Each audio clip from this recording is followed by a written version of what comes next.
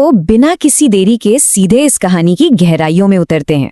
आज हम जिस दास्तान का ब्रेकडाउन कर रहे हैं ना, वो किसी टिपिकल हीरो या मसीहा की बिल्कुल नहीं है। हम बात कर रहे हैं एक ऐसी डार्क स्टोरी की जहां रूल करते हैं अग्रेसिव गैंग्स, और इन सब के सेंटर में है एक बहुत ही मिस्टीरियस किरदार, रिहान खान। आज हम किसी हीरो की जर्नी नहीं बल्कि एक एक्चुअल विलेन की एनाटॉमी को डिकंस्ट्रक्ट करने वाले हैं। ये रिहान का ऑरा, उसके डार्क मोटिव्स और उसका वो मिस्टीरियस बैकग्राउंड, ये सब उसे एक सेवियर नहीं बल्कि एक निहायत ही डरावना फोर्स बनाते हैं। तो चलिए देखते हैं कि एक विलेन आखिर बनता कैसे है। कहानी की शुरुआत एकदम अनएक्सपेक्टेड होती है। आमतौर पर कहानियां शांति से शुरू होती हैं, राइट? पर यहाँ हम सीधे आखिरी 24 घंटों के इंटेंस फ्लैशबैक में ड्रॉप हो जाते हैं। इमेजिन कीजिए, तेज बारिश हो रही है, सड़क खून से भरी हुई है और लगभग 20 गैंग मेंबर्स घिरे खड़े हैं। ये जयपुर की स्ट्रीट्स हैं, एक ऐसी जगह जहां सिर्फ और सिर्फ गैंग्स का राज चलता है। लेकिन उस पूरे केओस के बिल्कुल बीच में एक अकेला लड़का खड़ा है, बिना किसी डर के, लिटरली जीरो फियर। ये ओपनिंग सीन ना तुरंत एस्टैब्लिश कर देता है कि इस शहर के एस्टैब्लिश्ड रूल्स को तोड़ने के लिए एक साइलेंट अनोमसी आ चुकी है, एक ऐसी अजीब और खामोश ताकत जिसने आते ही सब हिलाकर रख दिया। और यहाँ जो चीज सबसे ज्यादा स्ट्राइक करती है वो है कॉन्ट्रास्ट। एक तरफ है जयपुर का टोटल क्योस, मतलब अग्रेसिव स्ट्रीट गैंग्स, चिल्लाते हुए लोग, रॉयल टाइगर्स की डेफिनिंग रोरिंग बाइक्स, एक मुकम्मल शोर का तूफान। पर ठीक दूसरी तरफ उस शोर के एग्जैक्टली बीच में खड़ा है रिहान। उसकी शांति ना किसी तूफान के आने से पहले की उस चिलिंग खामोशी की तरह फील होती है। आंखों में एक बेजान ठंडक, चेहरे पर ना डर का कोई नामो निशान, बस एक शांत ऑब्जर्वेशन। ये शोर और शांति का जो टकराव है, यही रिहान को बाकियों से इतना अलग और सीरियसली बहुत डेंजरस बनाता है। अब जरा उसकी लुक पर गौर करते हैं। इस कैरेक्टर का जो विजुअल ऑरा है ना, वो बहुत ही चालाकी से डिजाइन किया गया है।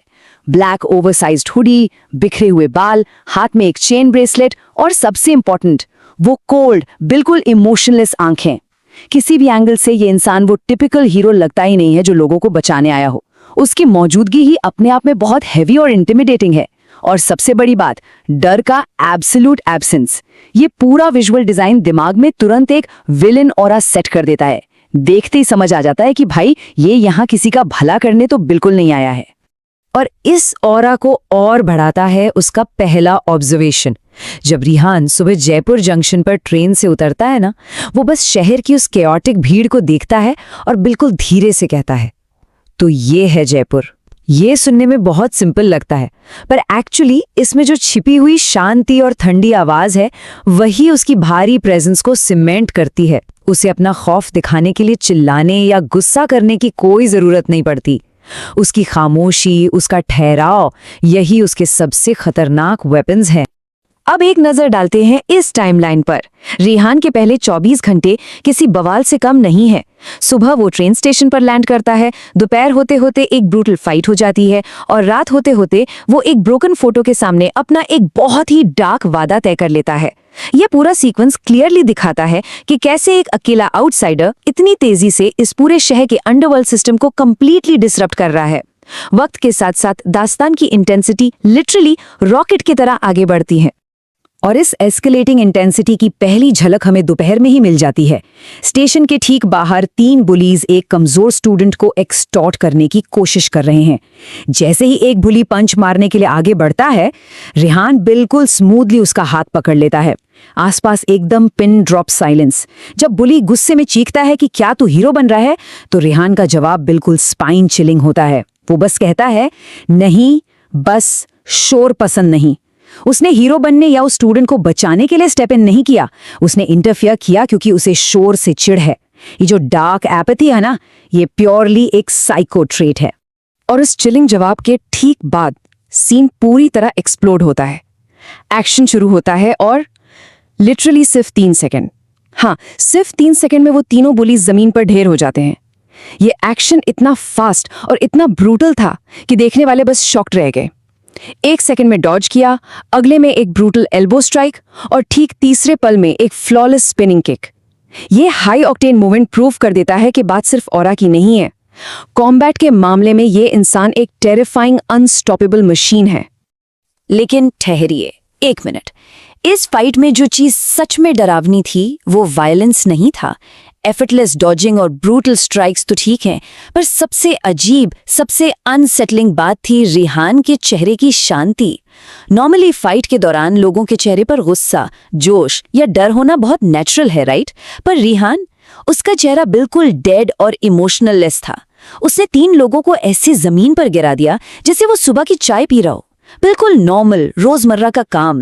ये एब्सोल्यूट इमोशनल स्टेट इस बात का सबूत है कि ऐसी ब्रूटल वायलेंस उसके लिए बिल्कुल आम बात है। और इंटरेस्टिंग बात यह है कि इस अजीब शांति को सिर्फ हम नहीं देख रहे थे। वहां ठीक पास में जयपुर रिवेंजर्स गैंग का कैप्टन रुद्र इस पूरी फाइट को दूर से ऑब्जर्व कर रहा था। उसके पास स्ट्रीट फाइटर्स गौरव और जय भी खड़े थे।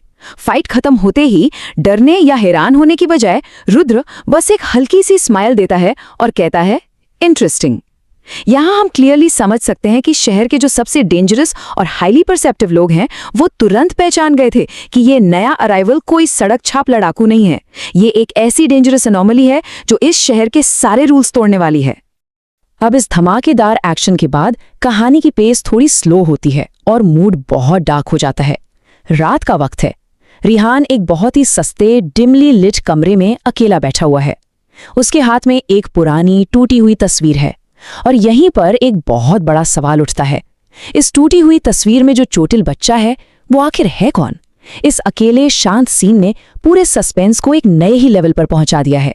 रिहान की इस कोल्ड और इमोशनलेस आवरण के ठीक पीछे एक बहुत ही गहरा डार्क राज छुपा हुआ है जो अभी अनफोल्ड होना बाकी है। और यहाँ आकर रिहान के कैरेक्टर की असली लेयर्स सामने आती हैं। हम समझ जाते हैं कि उसका मोटिव लोगों की जान बचाना, शहर में शांति लाना या हीरोइज्म दिखाना एब्सोल्युटली नहीं है। उसका रास्ता किसी पुराने घाव के खतरनाक बदले की तरफ बढ़ रहा है, एक छिपी हुई डार्क रेट्रिब्यूशन। ये एकदम क्लियर है कि रिहान यहाँ किसी की मदद करने नहीं आया।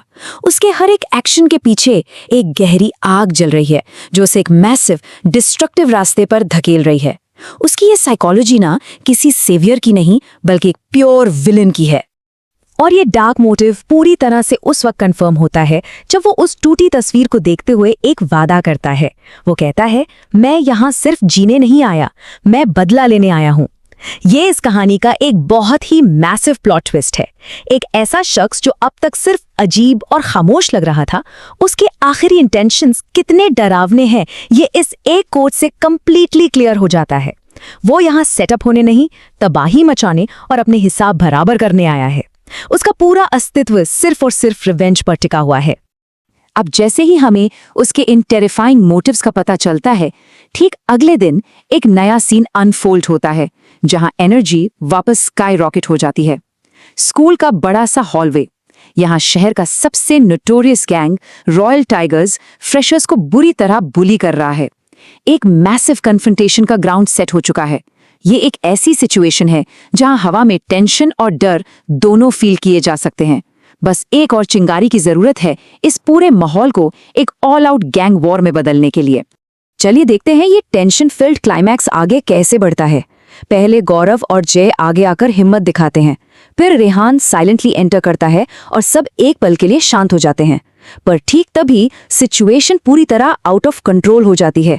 रॉयल टाइगर्स का वाइस कैप्टन आकाश आता है और उसके ठीक पीछे स्कूल के गेट्स क्रैश होते हैं और 30 से ज्यादा गैंग मेंबर्स अंदर फ्लड कर जाते हैं। आसपास के सभी लोग लिटरली डर से कांपने लगते हैं।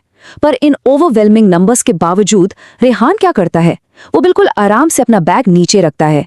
एक तरफ पूरा पैनिक और दूसरी तरफ उसका ये ठंडा ठहराव। ये सच में किसी सपने से ज्यादा मेनेसिंग लग रहा था। और एग्जैक्टली क्लाइमैक्स के इस हाईएस्ट पॉइंट पर वाइस कैप्टन आकाश एक ऐसी बात बोलता है जो होश उड़ा देती है। वो स्मर्क करते हुए कहता है, आज देखते हैं धौलपुर का मॉन्स्टर कितना डेंजरस है। ये सवाल, धौलपुर का मॉन्स्टर, पूरी गेम को पलट कर रख देता है। राइवल गैंग को एक्चुअली पहले से पता है कि रेहान आखिर है कौन। वो कोई सीधा साधा नया लड़का नहीं है, बल्कि एक ऐसी फिगर है जिसे लोग लिटरली एक मॉन्स्टर बुलाते हैं। रेहान की आखिर वो कौन सी डार्क हिस्ट्री है जिसने उसे इतना बदनाम और इतना खतरनाक बना दिया है? यहाँ आकर सस्पेंस कंप्लीटली पीक पर पहुंच जाता है। और इस डीप डाइव का अंत होता है रेहान के आखिरी स्पाइन चिलिंग रिस्पॉन्स से। जरा सोचिए, एक तरफ 30 गैंग मेंबर्स डर का माहौल बना रहे हैं आम बच्चे टेरिफाइड हैं और आकाश उसे मॉन्स्टर बुला रहा है। पर इन सब के बीच रेहान की आंखों में वही पुराना कोल्ड ऑरा इंटैक्ट है। वो उन्हें देखता है और बस एक शांत लाइन बोलता है, तुम लोग बहुत बोलते हो। ये रॉ इमोशनलेस रिस्पॉन्स एक बहुत बड़ा सवाल छोड़ जाता है। क्या ये शहर सच में इस मॉन्स्टर के रिवेंज की आंख को झेल पाएगा? एक विलेन के जन्म की इस दास्तान में असल तबाही तो अभी शुरू हुई है।